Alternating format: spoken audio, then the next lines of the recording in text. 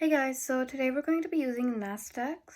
So basically the user can enter whichever company name they want and a time range, and then it'll give the closing prices in from Nasdaq for that company between that specific time range. So here we go.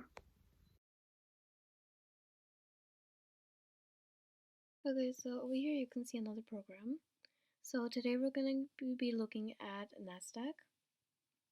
So in this program, basically if I run it, I can show you how it works.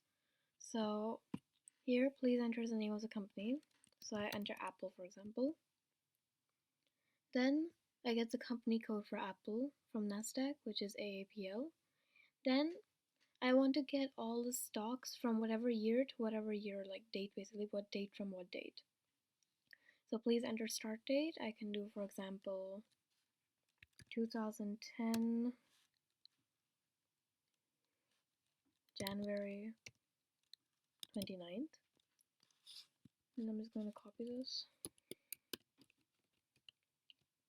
And then maybe I want to get the end date of 2014 January 29th. So then when I enter, then I get the closing price. So the closing price on 2010, then I get this entire date and then the closing price in Apple.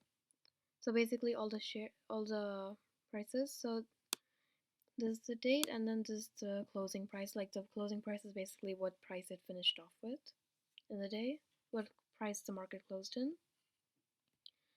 So then it keeps going like that until 2014, whatever date I selected. And in this program, it goes in like thirds, so 3s and 6s and 9s and 12 and so on. So basically what I've done is that first I'm importing JSON and requests. So then I'm asking the user for which company they want the data for. So that's basically where I wrote Apple. Then I'm making it lowercase so that all of the alphabets are like in the same capital or lowercase, so that all of the alphabets in when you enter the name are lowercase now. Then this is the URL for the JSON file, which is containing all of the names and company codes.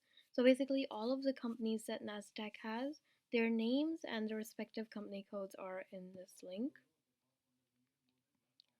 Then I'm getting or requesting the URL. Then here I'm loading it.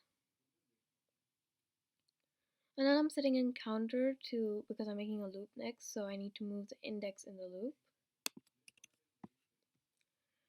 Then I need to move the loop in the counter, so basically I need to move the counter, which is why I'm writing the for loop. And I need to check which company code the name corresponds to, or which name the company code corresponds to. And then data is basically all of the data that I got. So then here I'm doing parsing the file, so I'm basically parsing the file to extract the company code, and CC stands for company code. So here I'm just parsing it simply. Ticker is basically like what it says before the company code. And then here I'm parsing the file to extract the company name. CN stands for company name over here in the variable. So then here I'm doing the same thing, but I'm actually extracting the name. Then here I'm making the company name, so this one basically, from Nasdaq into lowercase so that I can compare so that over here I can compare it in the if condition. So lowercase user, so this is like what the user entered, and CN is like the company name which Nasdaq has. And both of them are in lowercase. So now I received the company code for whatever company is whatever, and then breaking so that it goes over here next. Otherwise, if it's not, then I just have to move the counter by 1 and compare with the next name, or next, I have to basically compare the next names and see if they match.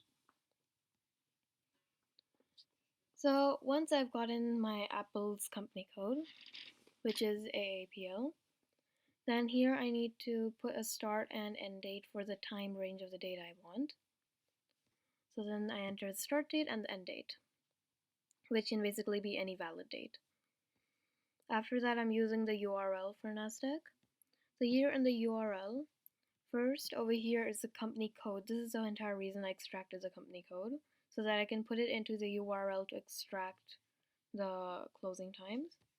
Then the start date for the time range and the end date again for the time range. After that, I'm getting my data, and then here I'm parsing it. So then data set and data.